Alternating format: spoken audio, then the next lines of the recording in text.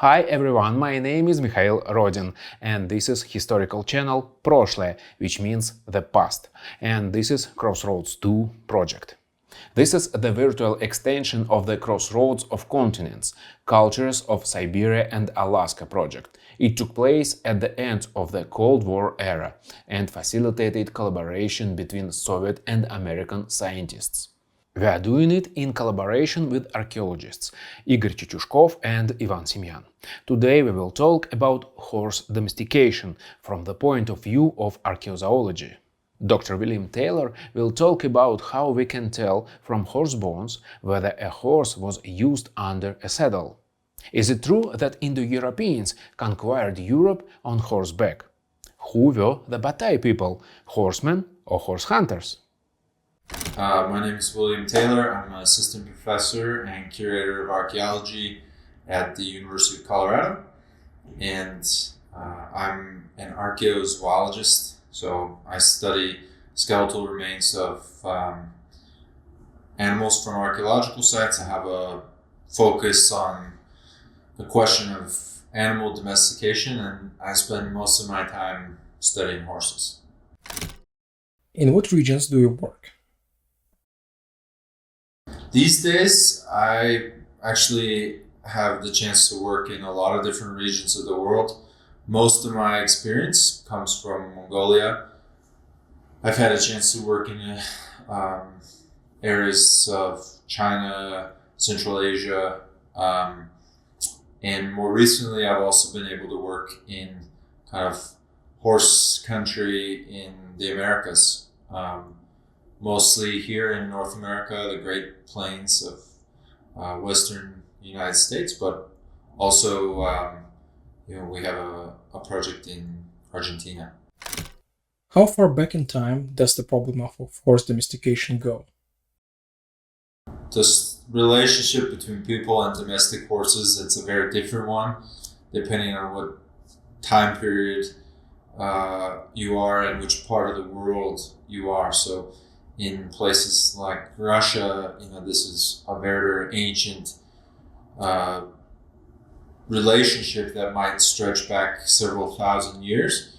And whereas here in the Americas, the research I do is maybe covers the last 400 to 500 years. But I do have an interest in trying to understand those relationships wherever they were in the ancient world. The problem of horse domestication is the forefront of modern science, and a lot of new information appears every year. Could you provide a brief summary of the new methods and knowledge? Yeah, so, basically from the beginning of the study of archaeology or the human past, people have been wanting to understand the domestication of the horse because it's, perhaps the most transformative animal in the human story.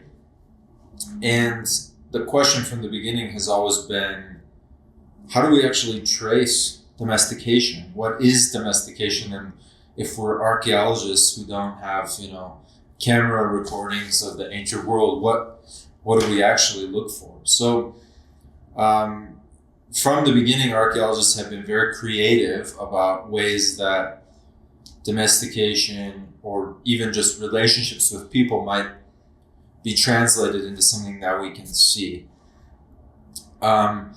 When folks started, there wasn't a lot of tools or toolkit available for this. And so we were looking at simple things like, where are there a lot of horses? Horse bones usually is the only thing that remains. Are there little changes in the size or the shape of horse bones? Is there a big increase in horse bones? Are there horses showing up in new places? But when we think about domestication, these are very indirect signs or symptoms of a relationship with people. They really can be caused by a lot of things, and they might not actually be telling us about something like what people and horses were actually doing. So over the decades, there's been a lot of expansion of the kinds of things we're able to track looking at the archaeological record from domestication. Now, most of the earliest domestication really relies on one thing, and that is analysis of archaeological horse bones, right, which are the number one most sort of frequent informative tool for us to really trace early domestication. Early on in the recognition that horse bones could tell us about things like horse transport, folks were looking for kind of a smoking gun, if you will. Sorry to use a metaphor, but this is the metaphor of a smoking gun means something that if we find it, tells us there was a domestication relationship here. And so, in the 1990s, for example, a lot of focus was on the idea that a mouthpiece of a bridle, which we call in English a bit, might leave us characteristic change to the teeth of a horse, right? This was kind of the first high-profile feature that we were able to say, hey, here's a thing that we can find in an ancient horse that's caused by human activity, like transport. Over the years, the number of those osteological clues that we can actually link to different parts of the human-horse relationship have really expanded. And in a moment, I can go through some simple ones now that we have in our toolkit. At the same time, in probably the last 15 years, the ability for us to take biomolecules preserved inside bones and teeth of horse and use those to understand things about that animal have been totally revolutionary. So we now, from your average archaeological site in the steppes of Eurasia, have a pretty decent chance at recovering a partial or even complete genomic sequence that can tell us that not just the species of animal we're looking at, but sometimes their ancestry, which other animals they're related to, what color their coat was, or whether there's evidence of particular traits that would have been valuable to people, like stamina during transport, or like a strong back. And so some of those genetic techniques have really changed our ability to take even the most isolated small assemblage of bone and learn something really important about domestication. These are just a few of the tools that archaeologists now use, and I think we're reaching a growing understanding that to really learn about the early transition from horses as a wild animal to one that they were raised by people, that they were ridden or used to pull chariots or herded as livestock, really requires us doing as many different kinds of analyses as we can all at once. So to take something like a bone and understand all the modifications we see, everything we can learn biologically, osteologically, and then also what kinds of sort of molecular research can we do to learn things that aren't visible with the naked eye. So it's a very exciting time in the study of domestication, but it's become a very complex process to try to do all these different, scientific techniques, probably 5 or 6 different disciplines. And because of that, I think our knowledge and our confidence in what we know about the past a little bit destabilized by all these new tools. What is domestication in general, and what are the features of a domestic horse?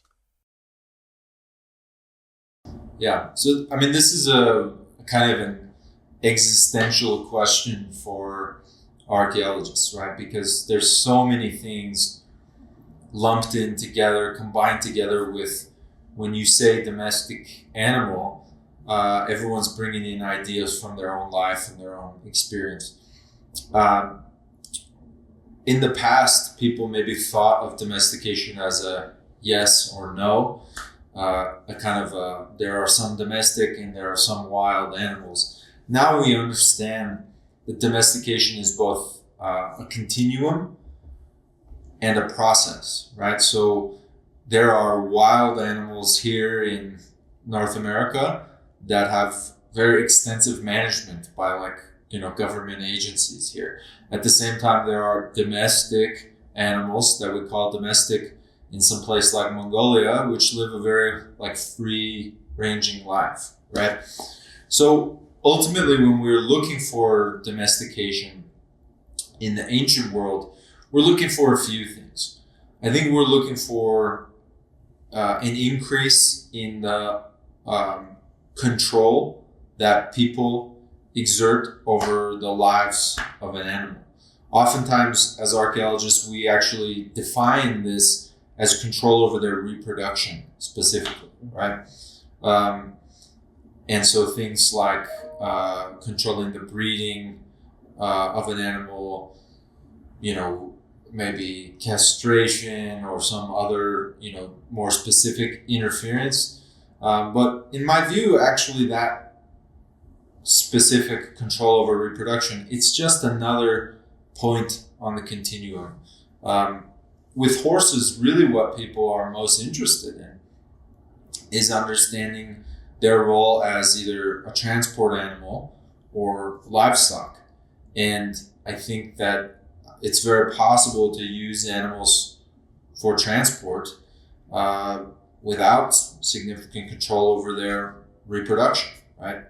Today we have animals like the elephant, which are sort of used in that way, in which people will ride them, but capture them from the wild right before that happens. So I think with horses, it's important to just be open-minded about what counts as domestication or what doesn't. But what we're really interested in is the change from an animal that we hunted to one that lives in close, sort of proximity with people. Perhaps people are controlling the reproductive dynamics of a herd. And in particular, we're really interested in when people started using those animals for transport. Speaking of reproductive control, how can we trace it and what are some examples? So tracing reproductive control can be a little challenging. It's one of these, sort of invisible behavior patterns that we're looking for a proxy in the archaeological record. Sometimes, in the case of really rare, special archaeological sites like these, frozen tombs of Pazyryk from the Altai, you might actually have a mummified horse in where there is soft tissue, and you can see, for example, that an animal was castrated, right? More often, we're looking for patterning in the age and the sex of animals that we find in an archaeological assemblage. So this is done, and the interpretation of this is done primarily through analogy, right? We look at, managed pastoral herds today and the choices that are made about reproductive dynamics. So if today, in the steppes of Eurasia, you're raising a herd of animals, you do make some regular choices about which ones live and which ones die, right? And in particular, we manage horses by sort of imitating or controlling their natural reproductive dynamics, right? In which you typically will have sort of a single dominant male, kind of a stallion is the word that we use, and then a herd of primarily females and juvenile horses, right? And when a young male horse reaches kind of breeding age, reproductive maturity, he's often interested in competing for control of his own sort of group of mates, right? And so for pastorally managed herds of horses, one regular pattern is that usually those young males, when they reach 2 3 years and starting to cause problems with those natural dynamics, they're either killed or castrated or some other means of sort of preventing them from challenging the stallion of the herd, right?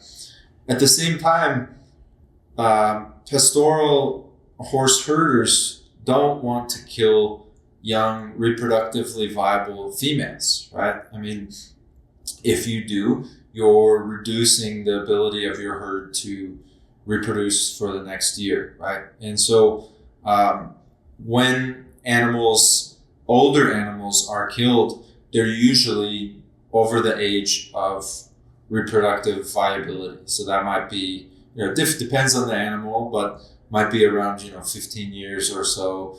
And so when we look at these patterning and these choices of, if you're managing a breeding herd, out in the steppes, which animals are dying, we see that younger animals and with a bias towards male animals are selected for slaughter, and older animals with a bias towards female animals also selected towards slaughter.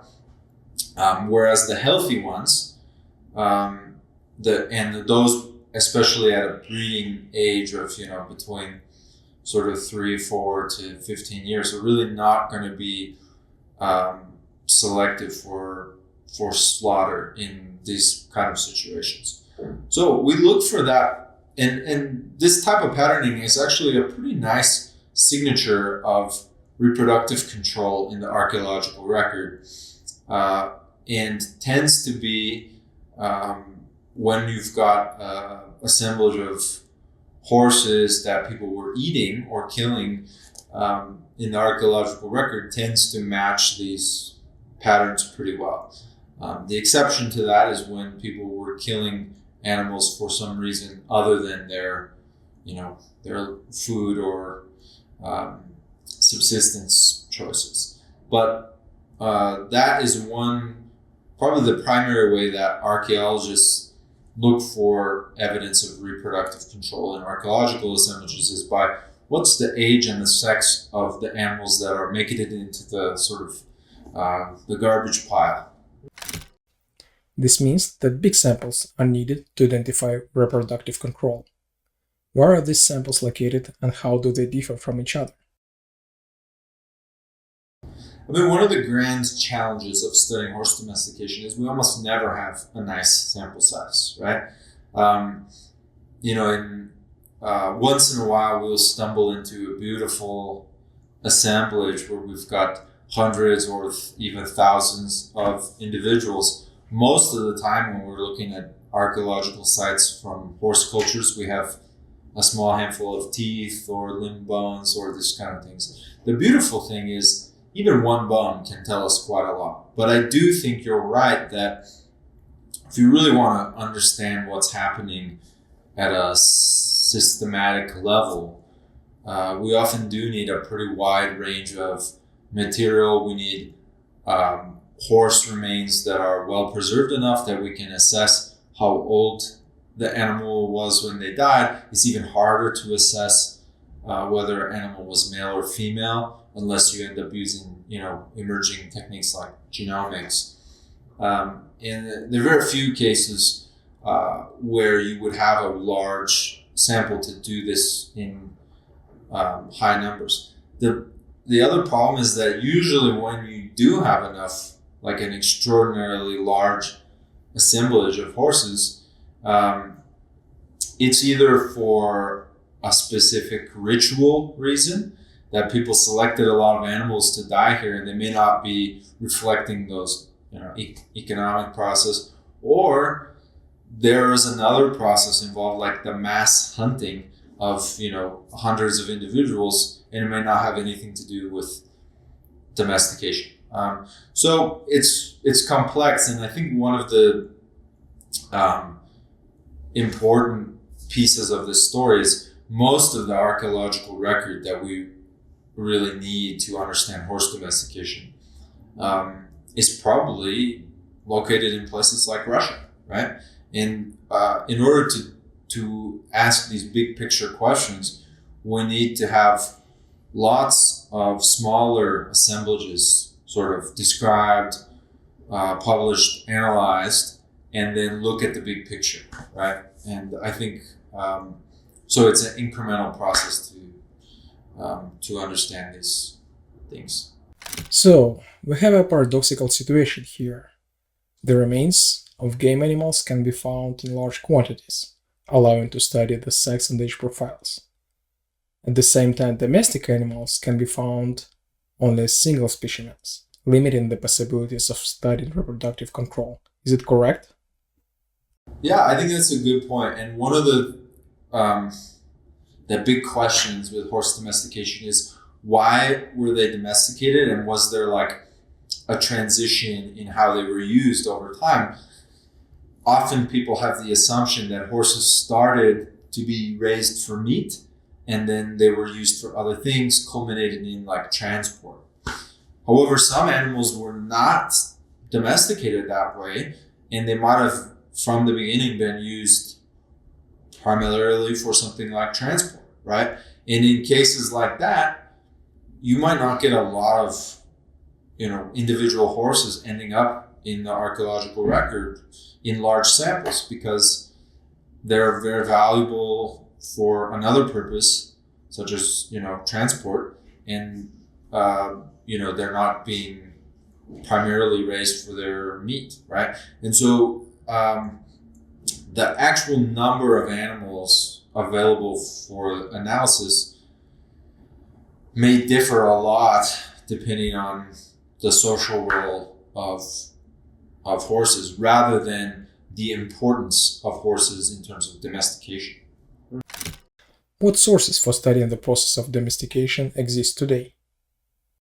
So I would say over recent decades, there's been a strong interest in the kind of 4th millennium BC of northern Kazakhstan and adjoining areas. And the reason is this time period, there is a sort of what you might call a resurgence of the prevalence of horse remains in archaeological sites. Now, across Eurasia, in the Pleistocene, the Ice Age, horses were a key prey animal, but then they sort of, with the Holocene, sort of gradually dwindling in their frequency in a lot of contexts, right? In the 4th millennium BC, you have this culture, Botai culture, named after a particular site, but there are other, sites of this period. Similar things are true. Basically, you have a explosion of the frequency of horse remains in archaeological sites. At the site of Botai itself, it is almost essentially 100%, right? So hundreds or even thousands of horse bones. What we know about the relevance of Botai to the domestication question is a little harder to answer. When we look at the demographic profile, for example, of horse remains from the site, they are much more like what we would expect from a hunted assemblage, right? A lot of animals in this kind of prime reproductive age category, and recently people did some analysis of the sex ratio, and instead of, bias one way or the other, it was kind of like a 50-50 male and female. Other things in the Botai assemblage are complicated, right? There's like evidence that some of the horses were, killed with a harpoon, right, or a projectile. At the same time, there's a lot of, modification of these horse bones. Some of them seem to be horses buried in pits. There are some interesting post holes at the site, which folks have interpreted as possible, like features for controlling or corralling the horses. Kind of the core of the argument that this site represents a transition to domestication is two things. One, the recognition of some features on some of the horses linked with transport, so damage to the teeth in particular of one horse, some small changes to the jaw bone of some other horses. That when the paper came out was pretty confidently linked to the presence of a bit, right, a bridle mouthpiece. The other argument for domestication is that ceramics from the site have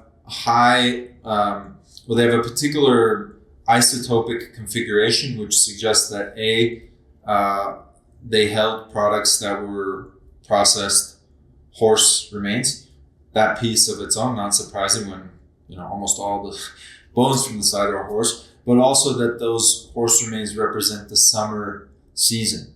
And so those two patterns were used to argue probably we have dairy or milk products being used here.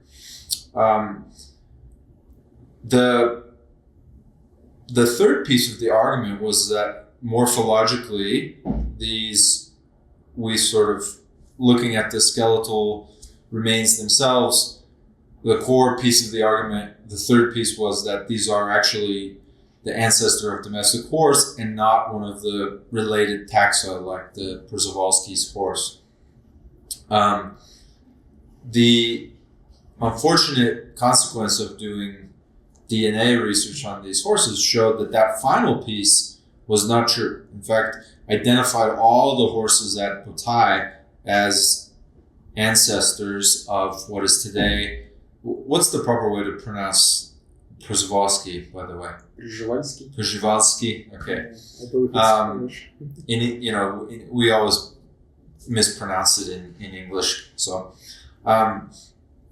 and this really caused some of us to reconsider the relationship of the Botai material to domestication.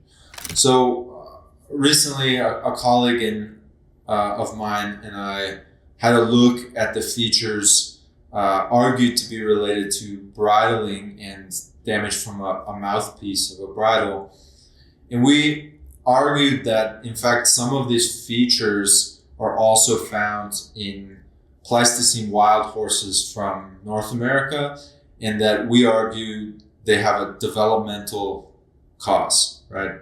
Things like enamel hypoplasia or sort of banding variation in the deposition of cementum on the teeth can produce things that look very similar to the argument for transport changes at Botai.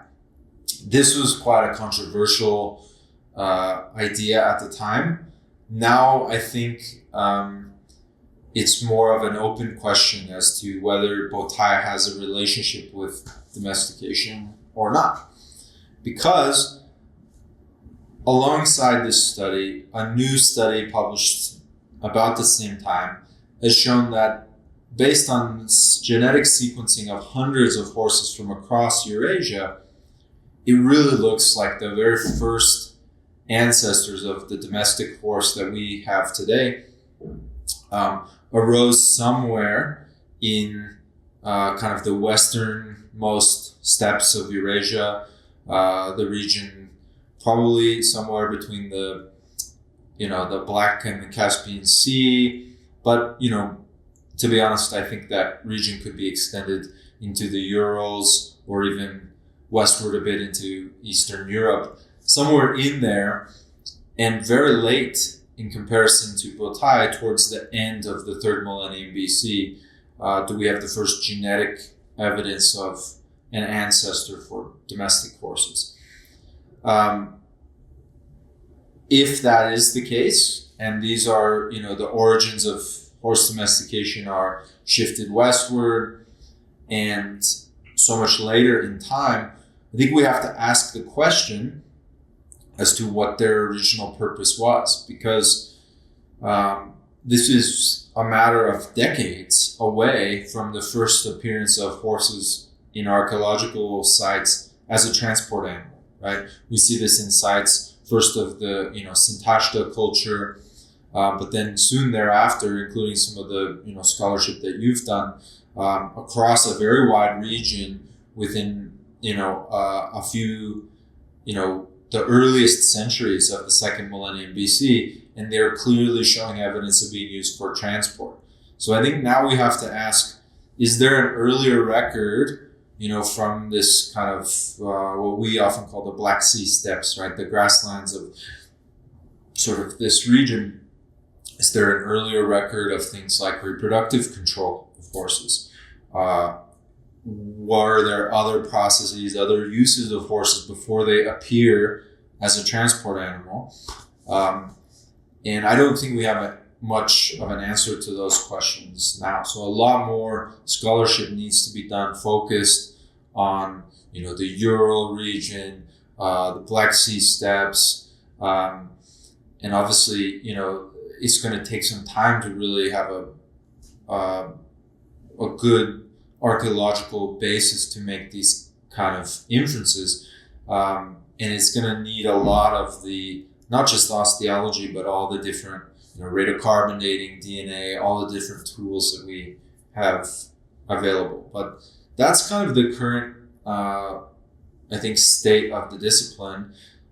There's a lot of debates and arguments now about the timing and the origin, whether, was there two domestications, one of the Przewalski horse that was kind of abandoned. I have this, my opinions about those, but I think they're open questions now from a research perspective. What is your opinion on the Maria Gimputa's hypothesis about the Yamna horsemen who conquered Europe on the horseback? This is also a really interesting and important piece of the discussion here because,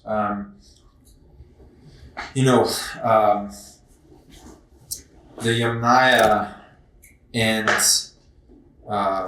this kind of 4th millennium BC time period, to some degree, archaeological science has shown us really important and real processes that took place. For example, we have human genetic evidence that says people moved from this, Black Sea region to Central Europe. They moved from this Black Sea region as far as the Altai, and in fact, as far as the central Mongolia, the Hangai Mountains. People from this region moved towards the end of the 4th millennium BC all over the continent. And there are those that still would link this movement with horse domestication. The problem is there's 1,000 years between these Yamnaya migrations and the first domestic horse that we can identify from a genetic perspective. So it's possible that some other evidence will emerge that isn't out there right now. But when we look at, these Yamnaya migrants to Mongolia, there's no horses to be found in the archaeological record, right? When we look at the archaeological record of the Black Sea region in the late 4th millennium BC, we see changes and we see animal transport, but the horses are nowhere to be found. So, for example, you can find sometimes beautiful instances of wagons. You can find instances of even cattle being buried with equipment used to control them, like these nose rings that we see in the Mai-Cup culture in the North Caucasus, right? But we don't see reliable archaeological indicators that domestic horses existed at this time. And so I think we have to ask whether these very real and important changes, movements of Indo-European folks from this region into various parts of the continent, whether those had anything to do with horses or not. Recently, a high-profile argument linked these with human skeletal changes, right? And that was used to say it's horse riding. we see some human skeletal problems on people that have been riding horses a lot, right? But what we don't know is, do we see those same human skeletal problems on people that have been riding cattle-drawn wagons a lot, right? Or, what are the differences? And so we really have to rely on, I think, archaeozoology. And right now, those data are not there for horses that have pathological indicators linked with transport, that are genetically identified as ancestors of domestic horses. Those data don't exist at the moment. So I anticipate this being an active area of research for a while to sort of prove or disprove whether there's any connection between Yamnaya and horses. But right now, based on my scholarship and the available archaeological record, I don't see much evidence for it. So it turns out that we know for sure that the Sintashta horse was domestic. But do we know where it comes from? Yeah, archaeologically speaking. Yeah, and I mean, it's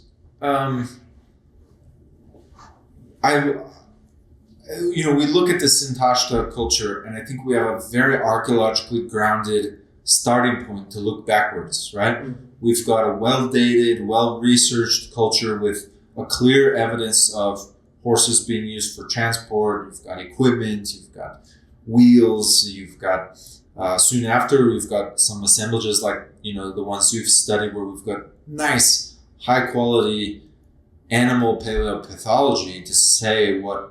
And so I think we step there and look backwards into the archaeological record.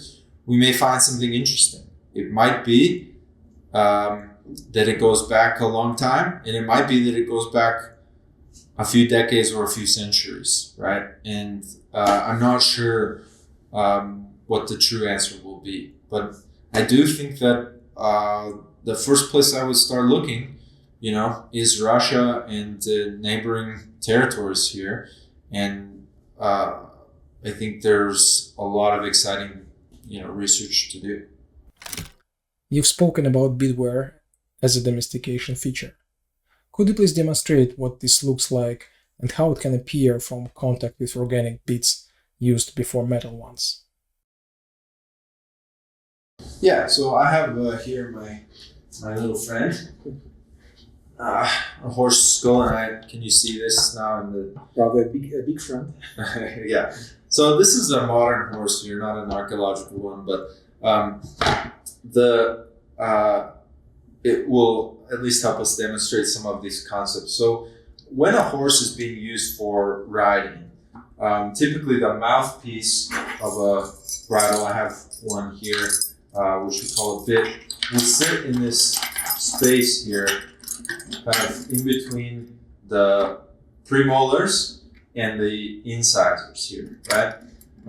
Now, when you use a metal mouthpiece, this process can create incidental contact, and I don't know, can you see this okay in the video? Incidental contact between the metal and these teeth. Now, over time, that contact will, the metal is harder than the teeth, so it can wear away the softer parts of the tooth, or sometimes it can even cause problems in the enamel itself, right? Depending on how an animal is used and what the mouthpiece looks like. So in some horses, this, especially modern horses and also a lot of archaeological horses, in certain configurations, this process will produce damage to the tooth, which we call bit wear. Now, this horse, in fact, probably has some degree of that. You can see that I don't know if you can see, but the occlusal surface of this tooth has worn down a lot. Mm-hmm. Now, the complexity here is that horse teeth are constantly erupting into the mouth. And so as this tooth down here gets maybe a little bit more worn, then the upper tooth is growing down. There's a lot of things happening in the mouth. And in fact, problems like this can also emerge if there's something wrong elsewhere in the mouth too, right? So it's very rare that we can often look at one tooth and say, hey, this problem is caused by a mouthpiece. The challenge in particular with early bitware is we don't actually know whether bits were even invented or existed. Archaeologically, the first evidence of a mouthpiece probably dates to the Sintashta period and the early 2nd millennium BC. We also don't know archaeologically what it really looks like when softer materials are used for this rather than metal, right? And in the case of Botai, what we identified is that what was chosen as evidence for damage caused by a bit at Botai were little holes here in the enamel of the anterior side of the tooth. Now, we identified that little gaps in the enamel here can actually be caused by enamel hypoplasia, right? Sort of a developmental defect in the formation of the tooth material itself. And that little variation in the sort of cementum deposition here can sometimes cause little exposures of the enamel along the front side of the tooth. So if you're not carefully considering the entire mouth, and B, the possibility of some of these other developmental defects, it can actually be very challenging to look at one tooth like they did in Botai and say, hey, this horse was used for riding, right? Unless there's a very nasty mechanical damage, which is not the case. Now, while I have the horse here, I can point out some other things that, in fact, one of the most important things for archaeologically we can do is not focus on one particular problem, but look holistically at the entire skeleton. So the cranium is one element, the skull is one element often preserved in ritual assemblages, and we can see all kinds of other skeletal changes that are linked with transport, even just on the skull itself. Right, so oftentimes in early assemblages in Mongolia, we see deformation at the bridge of the nose here, where pressure from a bridle, right, might pull directly down almost on the bone itself. Here at the kind of premaxilla region, we can see these kind of grooves here on the premaxilla. These are actually linked in some way with heavy breathing and heavy exertion, right? So not necessarily mechanical damage, but something biological, which tells us about the horse's life. At the back of the head here, we sometimes have ossification or new bone forming at the ligament attachment at the back of the head. This can be caused by posture.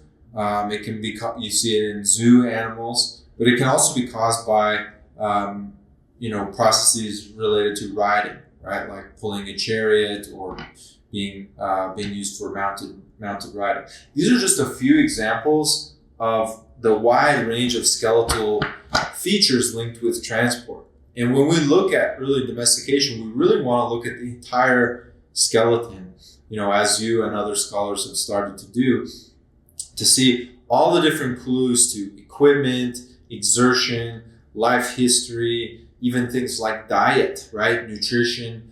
All of those things together, they're all encoded in the skeleton. And when we focus on one tiny thing like, an isolated tooth, we're missing that entire picture of, scientific evidence for how an animal would have been used. So I think the future for questions about like Botai or early domestication is, let's look at the rest of the skeleton. Let's look at the vertebrae. Those can often be really instructive for things like riding. And let's look at every line of evidence together. Why not to study this ill-fated tooth from Botai again? That's a very good question, and I actually don't know the answer. I think that, the main challenge with Botai is not that there's necessarily anything wrong with the argument that was made, in 2009, but that we now have so many different lines of evidence we could ask, things we could look for scientifically, and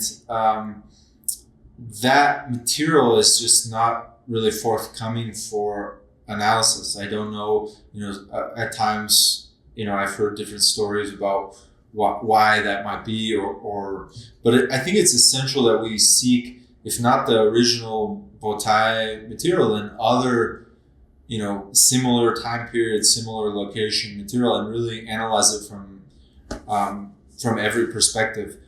There was an analysis done on, for example, a few of the vertebrae identified at Botai and found no pathology, right? But again, that's just a few isolated examples. We really need to rejuvenate research into this question. And so you probably know more than I do where those original collections are, or how we might, increase study of them. But as far as I'm aware, this tooth from Botai was destroyed for carbon dating, wasn't it? I guess this one tooth, maybe it's been destroyed, but we can't pin our understanding of human history on one tooth. There must be, and if there's not other material, then we really have to ask what, conclusions can we draw if, a digital photo from 2009 is the only, material we have left to ask. So let's change the focus now and talk about your work on the study of horse cultures in the Americas, which was featured in the cover of Science Mag in 2023. Yeah, so we've been, over recent years, really focused on trying to understand what else there is to learn about horses in the Western Hemisphere. And for a long time, this has not been a question that was part of the discipline of archaeology, mostly because by the time you had European, colonists in this region, you have some people generating historic records, right? And so those historic records have primarily been the tool with which we understand, the introduction of horses into places like, here in the United States or South America. And so our project tried to use some of these techniques, osteology, but also especially leaning hard on things like radiocarbon dating and DNA to see, are we missing some aspects of the story when we just look at the historic records? And I think our findings are showing that in places that were at the beginning quite far away from the edges of the European colonial world, horses, as soon as they arrived in the Americas, spread very, very quickly into the grassland regions, the Great Plains of North America, the Pampas of Argentina and South America, down into Patagonia. So our research finding last week showed that, even though the first real European records in southern Patagonia might date to the mid 18th century, by the mid 17th century, or 1650 or so, you already had horses down being sort of eaten, probably raised by indigenous peoples very, very far south, essentially at the edge of the continent. In our work in North America, we worked really closely with a lot of native communities here to kind of combine our archaeology with kind of oral traditions. And we found that very much the same story, that in places as far northwards as like Wyoming, for example, this part of the world where we're sitting here today, we had evidence that indigenous people probably exchanged horses northwards from, whether it be from the edges of the Spanish colonial world in New Mexico or perhaps even further south, very, very rapidly within a span of decades. And that by the time, the 1600s began, in a very wide area from the sort of, banks of the Missouri River in the central United States to almost as far northward as places like Montana, where I'm from, or at very least Idaho, that native people had horses, that they were using them for riding, that they were connecting them with their existing kind of economies and subsistence. And in one case, we had evidence a horse was fed corn during the winter, for example, and that they were also integrating horses into their sort of worldview, right? So ceremonies, for example, we have one site in Wyoming where horses were part of some kind of a ceremonial burial. And so we have this very rich and complicated, multifaceted relationships with horses already emerged by the 1600s across, a huge portion of the continent.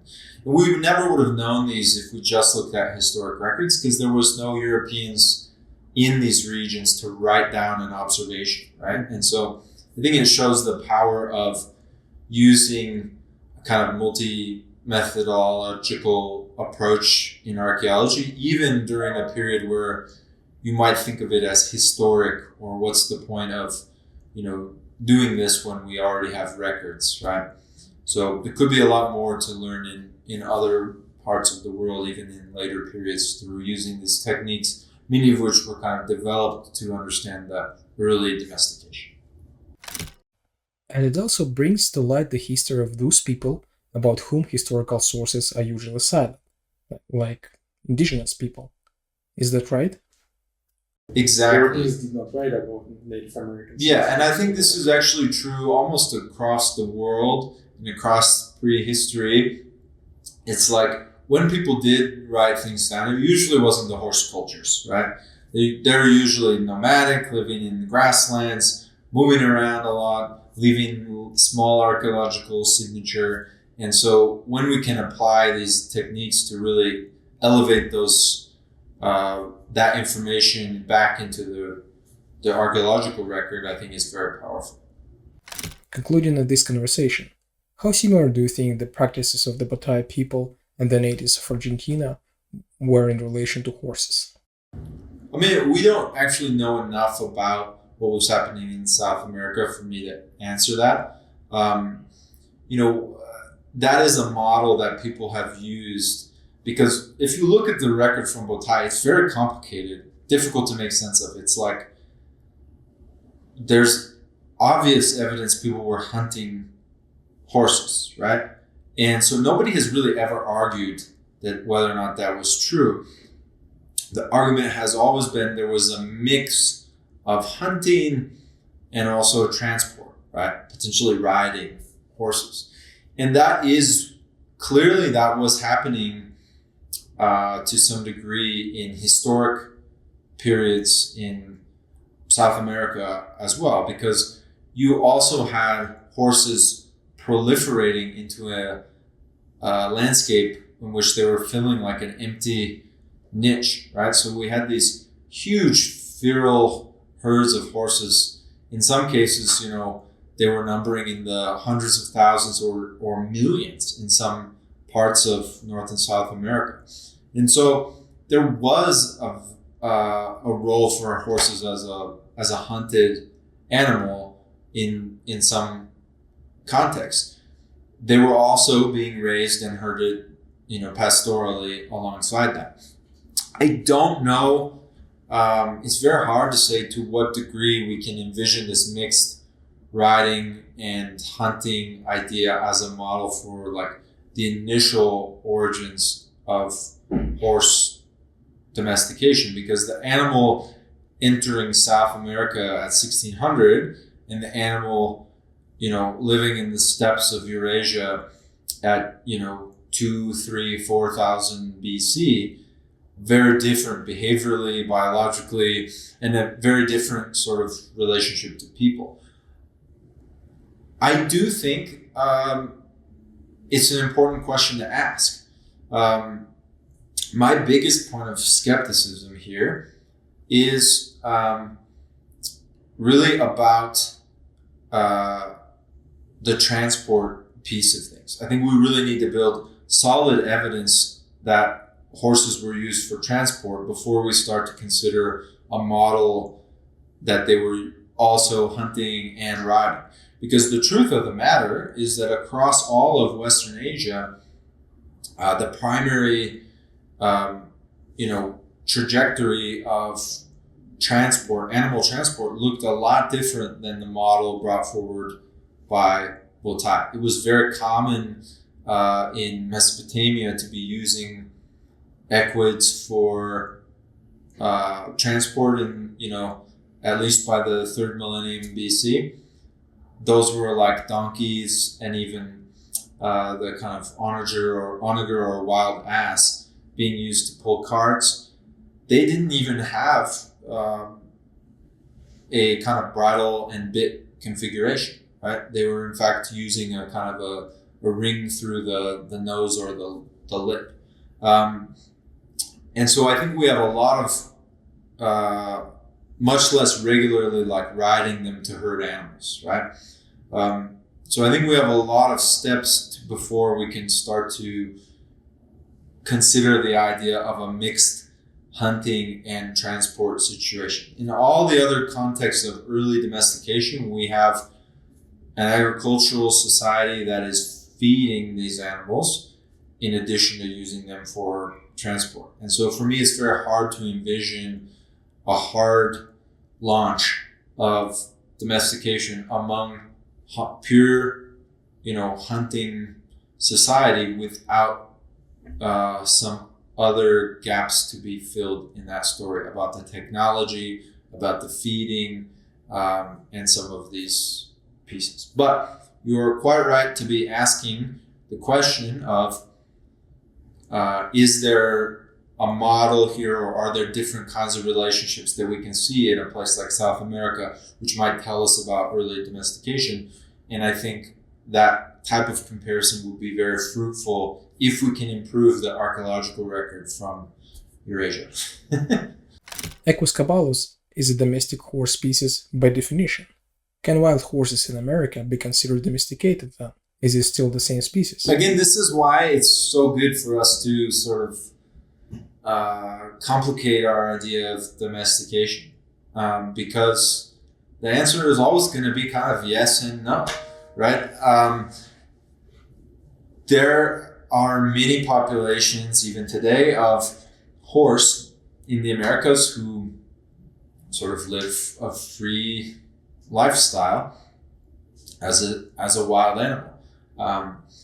100 years ago, those populations were also a regular resource for both for European people and for native people who would like to acquire or generate a domestic horse, right? So people would capture these free living groups of feral horses and sometimes train them to be ridden, right?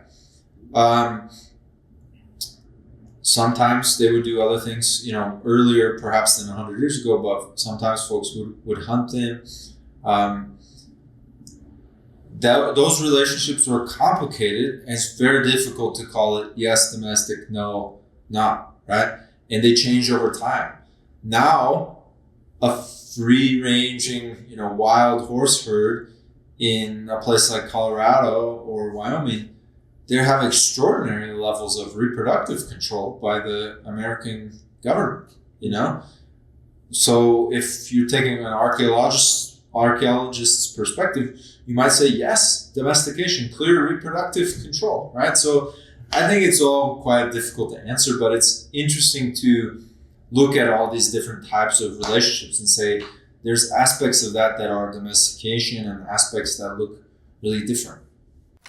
As you said in the very beginning, domestication is a process, not a state, right? Yeah, and I think,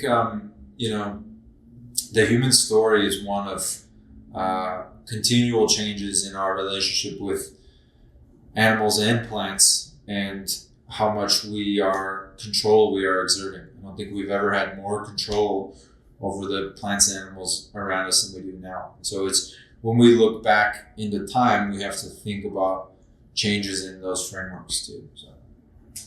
Thank you for watching us. In the next series of the Crossroads II project, we will talk about polar hunting technologies, how archaeology helps to reveal social processes in the past, and so on.